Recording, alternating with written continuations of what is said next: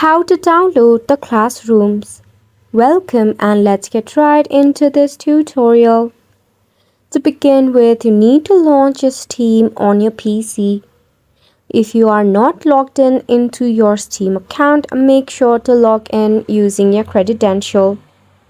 To begin with the download process, at the very top in the search bar, search for the classrooms and click on it. After which you'll be able to download your classroom for your PC. Scroll down until you see the option of add to cart and click on it.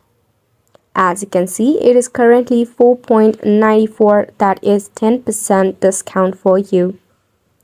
Cancel on any of the pending ones, then tap on continue to payment to purchase the classrooms. After which select a payment method, in which, in the case of credit or debit card, enter your card number, expiration date and security code. Enter your billing information as well. Then tap on the continue button. After this, you'll get yourself the classrooms for your PC. And it's a wrap for the video as well. Thank you so much for tuning in.